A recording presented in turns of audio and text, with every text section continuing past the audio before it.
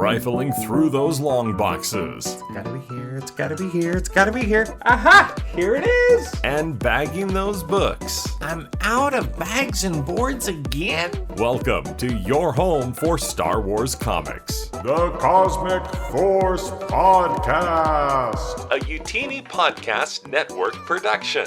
And now, here are your hosts, Parker Kirk, Caleb Lamanek, and Jacob Bosch.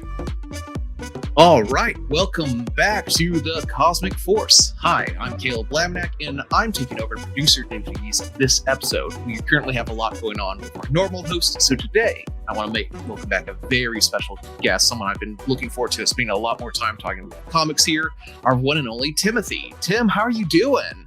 What's up? I'm doing very, very well. Thanks for having me on. It's been a minute, way too long. Oh yeah. You and a couple of our previous hosts are on our top list of people we want to get back in here.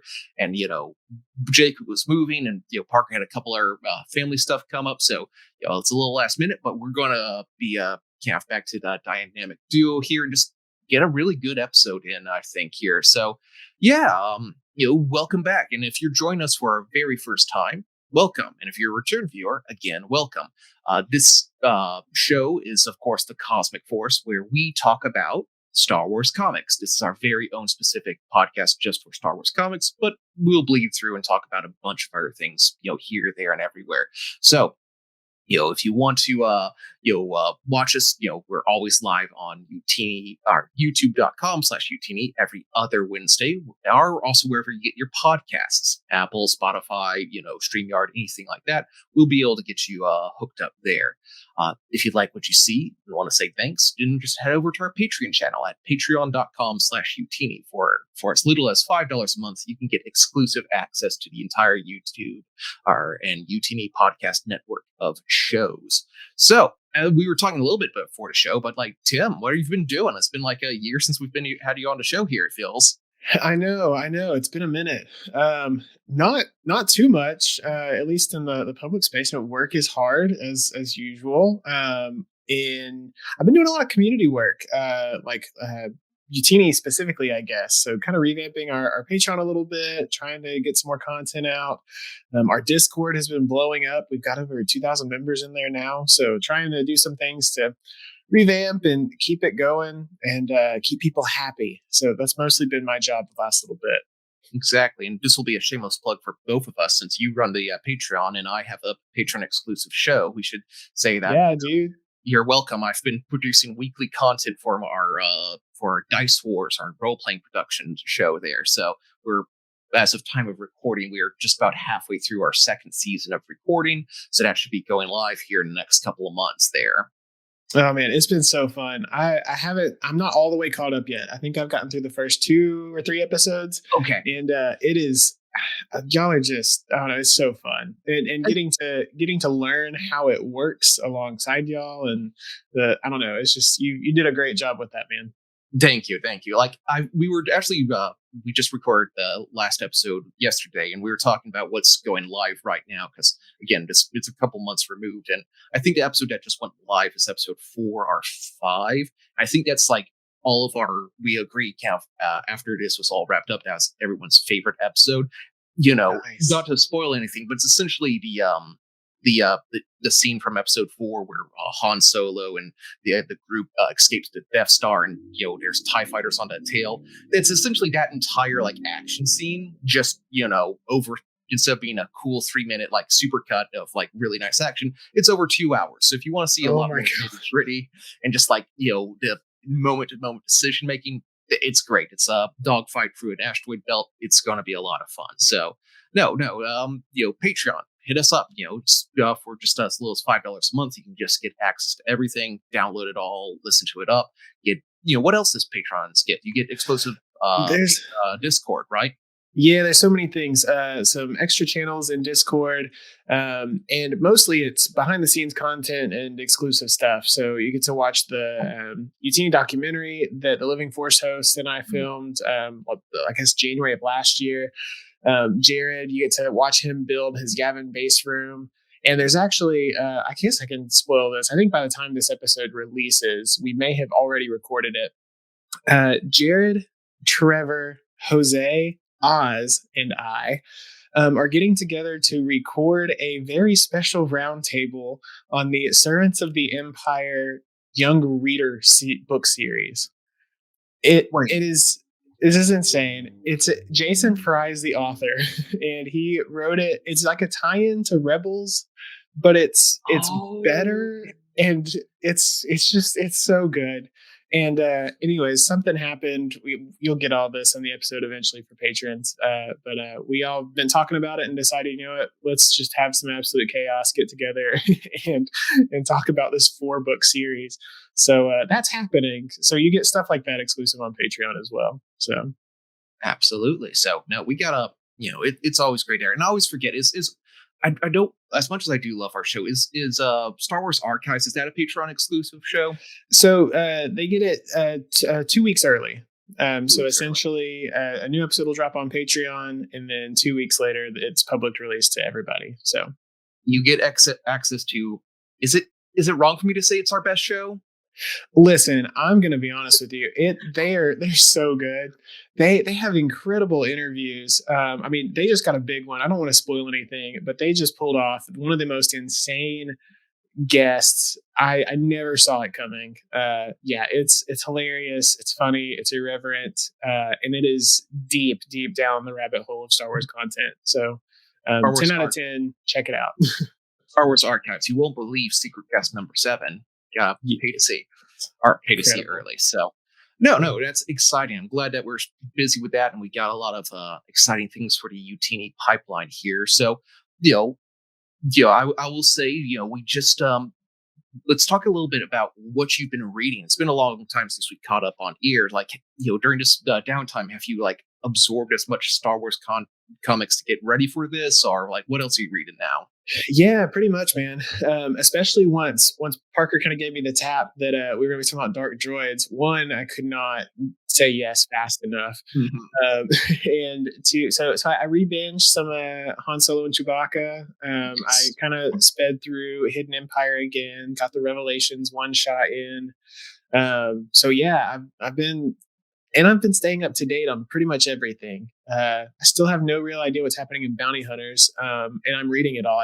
It's a lot, but everything else has been killer, especially the new Star Wars stuff, the Star Wars mainline run, and the journey that Luke is going on and has just came out of, and Afra's involved, and that whole, I'm just like, this is Charles Soule is on another level right now. He's like, and we're about to see how it goes on, because, we're talking about Dark Droids here, which will be like his 4th major crossover in as many seasons, it feels like. So yeah, we're in for a, like, I'm really excited. I think I did like what they did with War of the Bounty Hunters and also Crimson Empire, but I'm really excited. I feel like Dark Droids is going to be I don't know, I'm just kind of excited about the crazy things that are going on here. Just as a quick update on me here, I will say, this is a little off topic, but I did finally finish the 3rd Thrawn book, Thrawn Treason. Nice. Yeah, it was good. It was good. Like, I feel like I was talking with Gia and some of our team members just yesterday about it. I feel like I liked the first one of the trilogy way more than the second two. Sure. And I feel like the way she put it was like, it's more character focused and plot focused. And I think I appreciate that, because I feel like I like seeing character arcs in, like, or at least growth. In the first Thrawn book, we saw him like bust down to like a lieutenant in the thing and get to the Grand Admiral status. And in the book 3, it's like he starts as a Grand Admiral and ends at a Grand Admiral. So I feel like there wasn't as much like growth there. I feel like there wasn't enough happening, at least compared to the first book. Like, the first book has such a massive amount of going on. It takes place over years. Well, this one, it takes place in like less than a week. Yeah. I think I agree with that. I enjoy both Alliances and Treason, I think, more than most people in the community. Mm-hmm. But yeah, it's really hard to touch that first book. I mean, one being the first canon Thrawn book, since Legends. And so there's a lot of weight already there. But then you get to see the story that was never really told to begin with. I mean, Zahn just killed it. So exactly. And it's kind of weird ping-ponging, because I am with my wife rewatching through Rebels. I'm showing her Rebels, and as Ahsoka's coming out, Rebel season 5, it's going to be exciting, but it's also like there's a very different like thing between like Rebels Thrawn and like the book Thrawn. Like book Thrawn is actually like a really, I wouldn't say he's kind of a good guy. I don't think he's doing he's more sympathetic. He definitely doesn't do anything like as blatantly evil as you see him do sometimes in the show. So it's like, it'll be interesting because like when we see him in live action, like what version are we going to see? Are we going to see sympathetic, interesting, like reserved Thrawn, or is actually like, super villain Thrawn? Yeah, sure. Absolutely. So yeah, no, that's exciting here. So now that we've binged all of our peas and carrots, let's get into tonight's dessert here, which is again our main topic, which is dark droids. Hang on, let me get this lined up here. It's going to be the next, as we mentioned, crossover. It's going to be a pretty major event here. This was part 1. It's called The Scourge of the Droids. So what was the creative team here was, as we mentioned, written by Charles Soule, the man, who's, the Dave Filoni of the comics industry here, just carrying the entire thing on his back. Art by Luke Ross, colors by Alex Sinclair, and lettered by VC's Travis Lanham. It's this is going to be part 1 of I think 5. There's going to be a bunch of extra tie-in novels. It's going to tie into all the various options and all the various runs here. So we'll see. You'll have to see how it goes off in both Star Wars, Afra, Bounty Hunters, etc., etc. Plus, there's going to be like a D Squad reboot here. So there's going to be Dark Droids, D Squad. It's going to be very interesting to see how this whole thing ties together. So. Yeah. Every time I think that we're at the end, like coming up to the end of the Empire kind of era, going into Return of the Jedi, every time I think we're there, I'm like, oh, we have what, like another year of content? That's exactly wild. Like it's always fascinating because like back when we first started talking about this and they first teased like the ending, like a lot of people, I was in a group of, I didn't want this series to end. I wanted this to go like 75 issues, like the first Star Wars, Star Wars 15 run did. But now that we're getting there, it's like, wow, this is like we're on the eve of 2024. Like we've been going for a ton of issues here. So who knows how much longer we have. You feel like, he's got his green kyber crystal. Like we're really setting ourselves up for, who knows what will happen post Revenge, Return of the Jedi timeline here. Yeah, it's been crazy. But I guess we can go ahead and get into this issue, huh? Absolutely, yeah. So we'll get a little recap here. So let's go ahead and get into that. Yeah, sure. So, all right. In case you don't know, Dark Droids is the latest crossover series from Charles Soule. So this is primarily going to focus on the eternal spark taking over droids and creating an evil mastermind.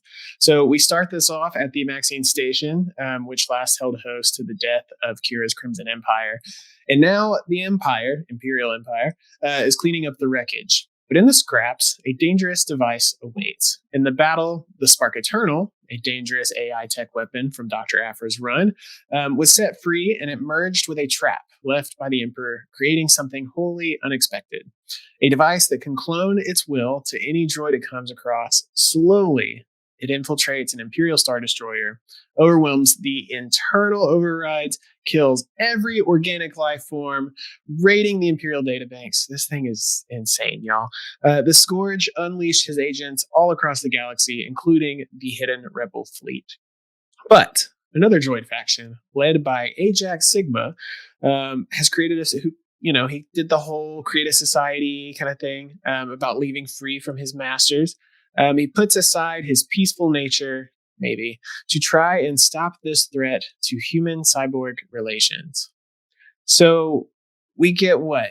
Ajax Sigma going up against Spark Eternal is where this thing's going. It certainly seems that way. Like, I'm not... It's kind of fascinating that we're creating like this brand new like super villain here, for like a fair term. Very, very Ultron-esque, very like almost slasher movie here, and against like a character that we know almost nothing about in Ajax Sigma. So it's going to be fascinating to see like what this all comes out and how who's like I'm assuming that Luke and everyone's going to live here, but it is kind of like a very interesting yeah, I feel like we saw this sort of thing with the Crimson Empire. Like, we never know who's a Crimson agent now, was hiding in the Empire. But now we see something similar with, we got these droids that are slowly being taken over. And, it's, man versus droid here. So we know that anyone who's potentially dangerous can be, might just become the next villain of the piece here. Yeah, it was really interesting because I think in the Revelations comic, we saw Ajax, and we may talk about this more later, but we kind of saw him leading a droid revolution, and we were like, oh, he's going to be the villain. And then we get, Spark Eternal kind of taken over as Scourge or whatever. And I'm like, we have a villain v villain? What is happening? Exactly. Like, well, let's get a little bit more into maybe the villain here, the Scourge. Like, we've gone through a lot of horror elements recently with like the Vader dark black and red, or white, black and red here. But this is like some really like horrifying stuff here. Like, there's like the entire middle part of this whole section here is droids versus like their masters here. They got them like venting entire hangar base out into the ocean, out into the vastness of space, medical droids chopping people up. Like it's scene. I'm like, what? This was not what when I thought, like, when I opened my Star Wars comic, this was not what I was thought I was going to see here, Mm-hmm. Yeah, this whole issue kind of gave me like I'm a bit of a DC fanboy myself. It's been a while since I've read any of the major events, but it has like strong DC event, like brutal massacre, people are going to die, and it just has like this weightiness to it. Like it feels like an event, and the whole culture, environment, the whole vibe of what kind of Star Wars is, it feels like it's changing.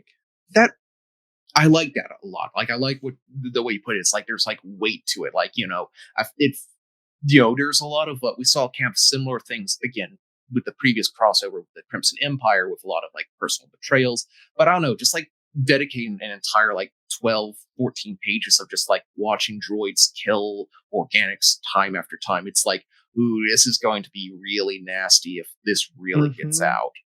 Well, one of the things you mentioned, about Thrawn, and that first Thrawn book was seeing that character progression. And, he starts off like a lieutenant, then ends up as a Grand Admiral.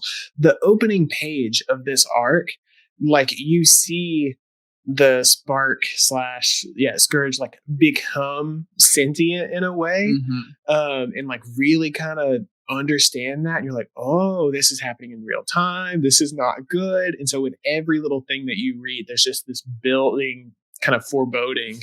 It reminded me a lot of Ultron coming to life in Avengers. It reminded me of Dr. Manhattan from the Watchmen comics. Yeah, like that kind of, this is an all powerful being speaking himself into existence. That's what it feels like. That's kind of a fascinating way of putting that. Like, and that's one thing that I have a question here is like, we don't really know what his end goal is. Like, is he going to try to just take over every single droid and kill everyone else? Is he just going to try to flip the script and make droids the dominant life form and organics beneath it? Is he just does he just want to gain personal power? Like, what do we think this the Scourge, the Spark Eternal, is trying to do? I don't know, man. I mean, my first thought is really just self-preservation. I mean, it's been around for a long time, and so I could see I think it talks about it that it started off kind of being embodied within humans, and this is kind of new, and so I don't know. It's like a self-preservation / control everything, but I think the keeping itself going is the primary motive. Interesting. So you think that's why they were like, he spent so much time, like, he tracked down like the rebel fleet almost specifically, and like send a mouse droid out. So like, is he trying to like just seed himself as many places as they can, or like it feels like he since he was able to track down the rebel fleet, he has some sort of idea, some sort of mind, like something he wants to do. Yeah, I mean, the first thing you want to do if you're trying to keep yourself alive and take over the world is figure out what's going on in the present moment everywhere else. So, if you can get some your data from every faction, it gives you a little bit of an upper hand, right? So Exactly. So maybe he's trying to play both sides. Like whether the Empire or the Rebellion succeeds, I'll be on either side. I can spread myself to each side there. So yeah, it's kind of interesting.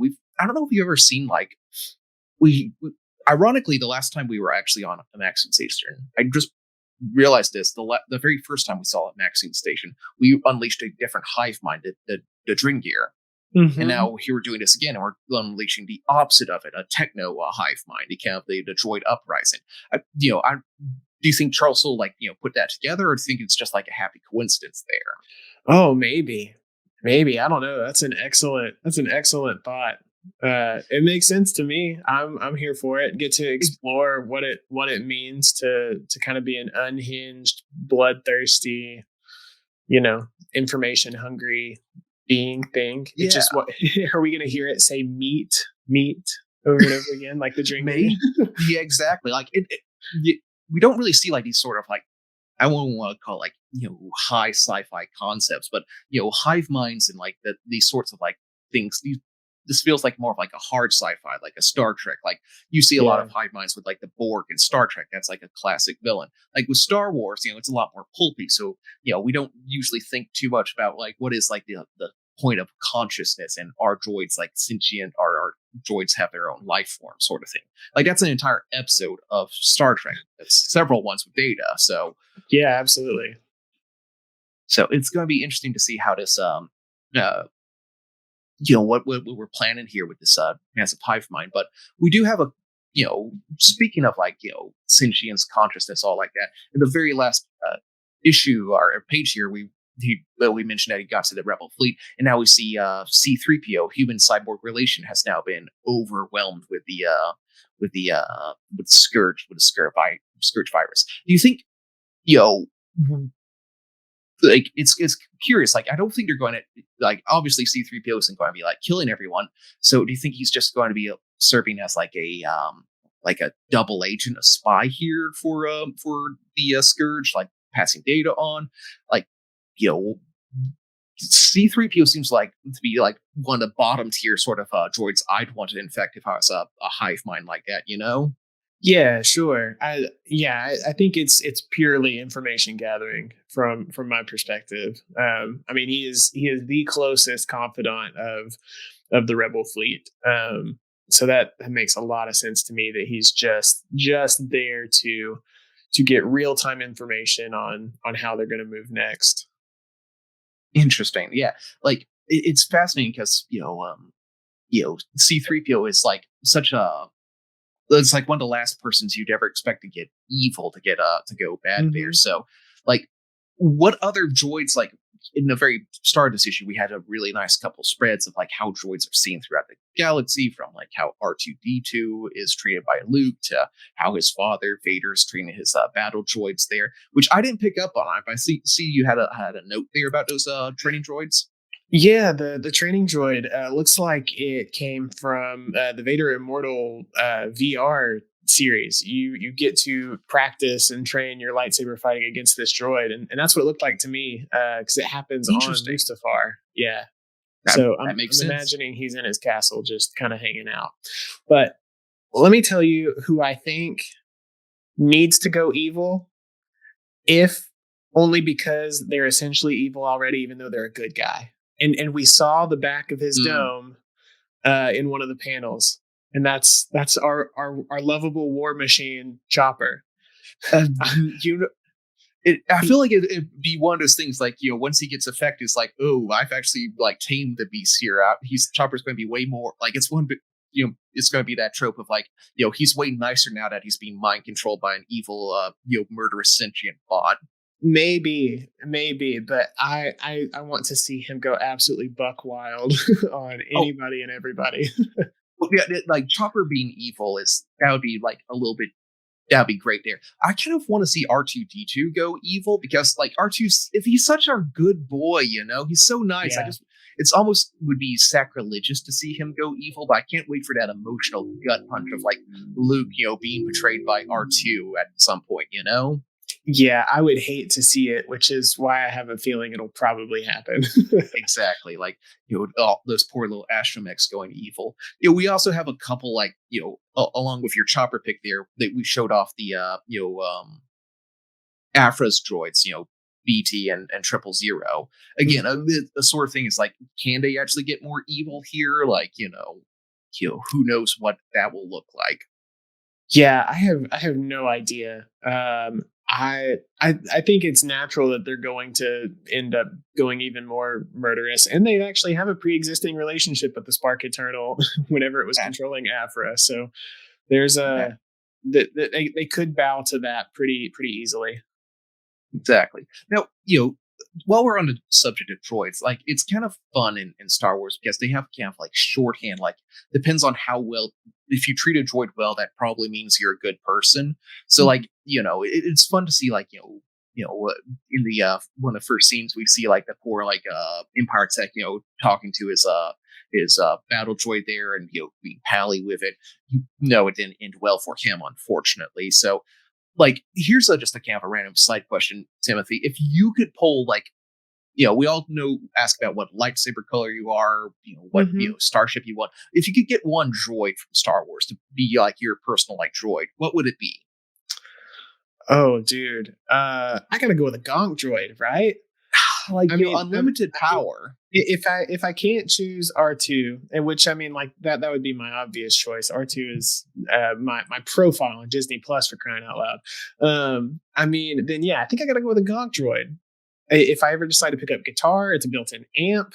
If I need to charge my phone, it's there. It goes gonk all the time. I mean, yeah, that's a really good option there. Like, for my actual, like, personal uses, like, as annoying as it can be, I feel like C-3PO would be, like, my most, like, I feel like he'd be kind of nice to, like, you always have my calendar on me. I could get a couple apps on him. He'd be like a walking Alexa. And, also like a Google language thing. He could, like, he speaks 6 billion forms of communication. Super helpful. Like, if I do manage to make it to next celebration in Japan, like, you're walking around with your own personal golden translator. Yeah, you're gonna be set, dude. Exactly. Yeah, so C-3PO, I feel like, would be my personal choice here. So now we do have, speaking of interesting droids here, we've got a new one here that we haven't really seen before, and that's our droid mastermind of Ajax Sigma. So, he first, like, was mentioned in the end of, like, it was kind of the whole Han Solo and Chewbacca arc. Like, that was something that Jabba the Hutt was specifically looking for.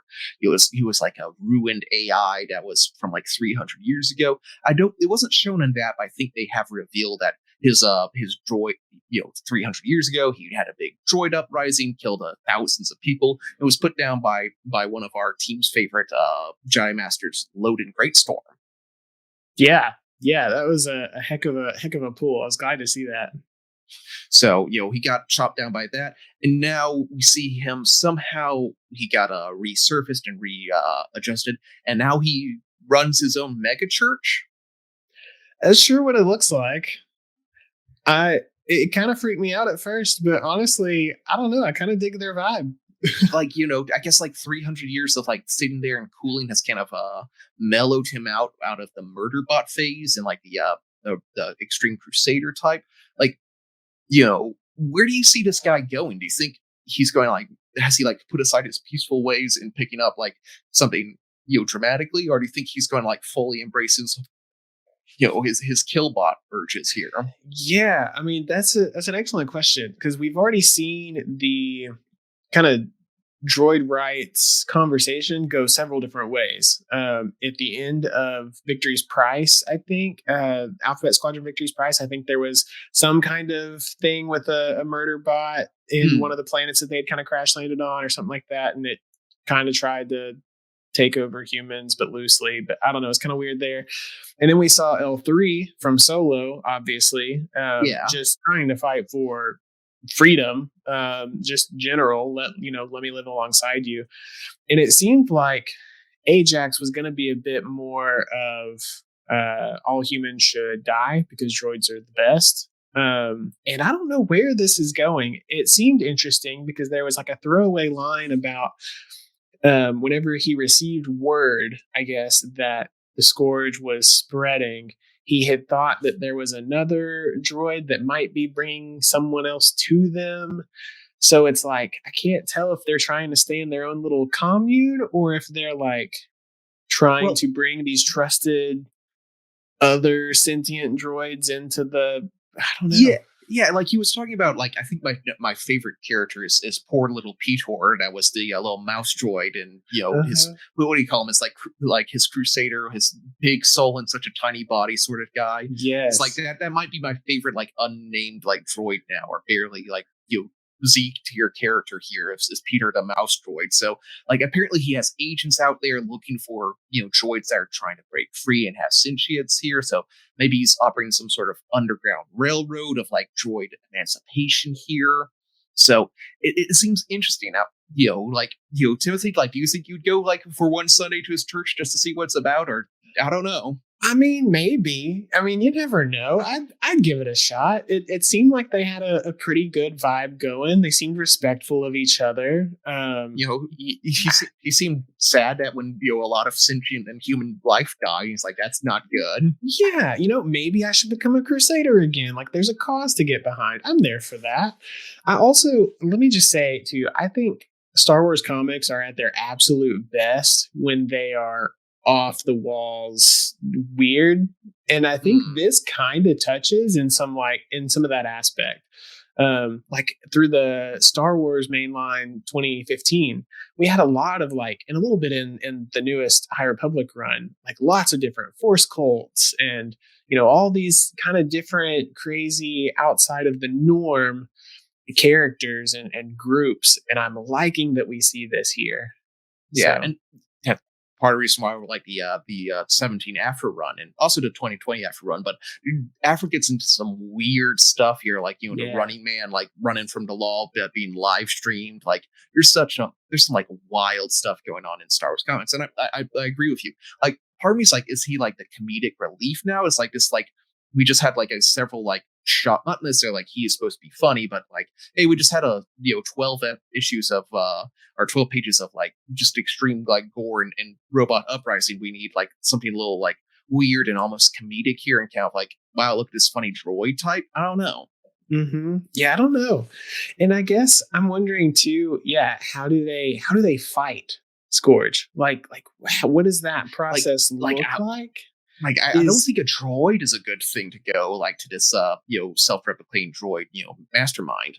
Right. So is there this weird sentience v sentience thing? Is this like, I don't know. And then from Scourge's, I guess, perspective, is Scourge just the little, brainiac looking disc that was on that K2 bot, or is it now actually in all of them? So if that bot happened to be immobilized, does it live on in these other droids? Like, I don't know. Like, is it just like copying the same programming? Is it all going to the central thought?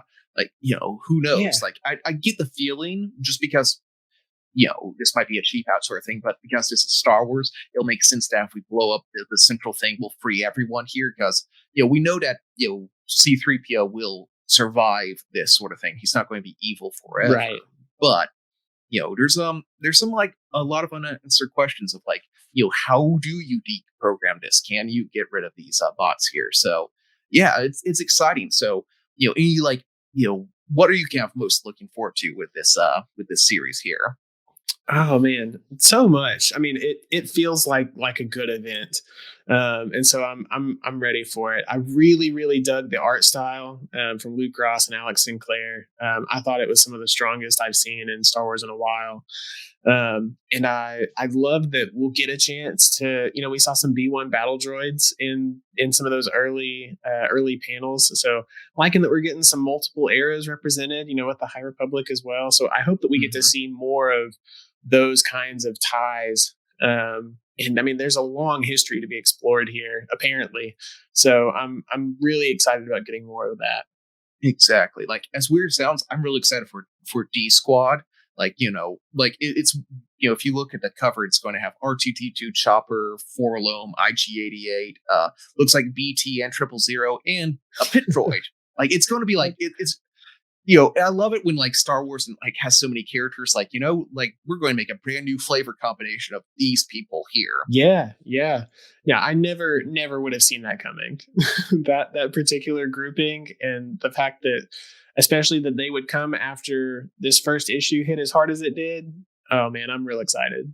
Oh yeah, it's going to be exciting. So yeah, we'll just keep reading this series. Oh, I should also mention that we've had several members on the team read this one here.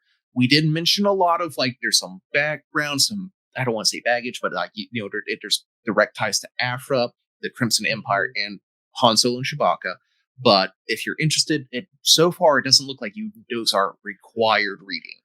Yeah, I think this does a good job of explaining everything that you need for the moment. And as I think good event series do, which I hope this will be, I think it will explain itself well along the way. Absolutely. So, if you're feeling like any nervousness, like getting into a brand new series, no, it's great. It's going to be a lot of fun here. So, no, Dark Droids, I think it's amazing. I think that we're off to a really great start. We'll keep tuning in here so we can see how it goes. Now, speaking of how things go, because that means they have to end. We did talk about it a few issues ago about the last Yoda arc. Did you read Yoda 10 yet? Oh my gosh, did I read Yoda 10? Okay. Yes, this is a bit of a segue here, but like I feel like, it's not enough to dedicate like entire issue to yet, maybe, but our episode of it. But Yoda 10, we need to talk about what happened there. So for those of you who aren't aware, this is just going to be a little fun little tie-in here. Yoda has 3 main arcs, 1, 2, 3, 4 through 6, and then 7 and 9, and then we finally got like the capstone issue here by, I think this is Soule again, and it's just it was fascinating. It was like really, really good. Yeah, so this one, it was Kevin Scott, Scott, and this was cool because it acted as, each arc had a different author, artists, all of that. And it was cool that Yoda 10 returned to Cav because he got to kind of coda his first arc. And so if you could read Yoda 10 on its own and mostly be fine. But if you haven't read any Yoda yet, read the first 3 issues and then read Yoda 10 for kind of a succinct story. It's good. Like it's like, not, it shows Yoda going into the dark side cave on Dagobah and like facing some real literal inner demons. And it's fun to see him like take one last like lesson of like, you just have to keep learning, just have to keep trying. And it's a lot of good. It's kind of, Yoda might be one of the best like little mini arcs that they have here. Like, like the 10 issues of Han Solo and Chewbacca were good. But I don't know, like Yoda's like more tight story here and like little mini arcs. It was a great little capstone to that whole part. Yeah, I think so. You get to see the guy who's been the teacher this whole time. You get to see him kind of relearn some of those things that he has been teaching throughout his life, but also things that he's going to have to soon teach again to Luke. And to see him experience that's been pretty cool.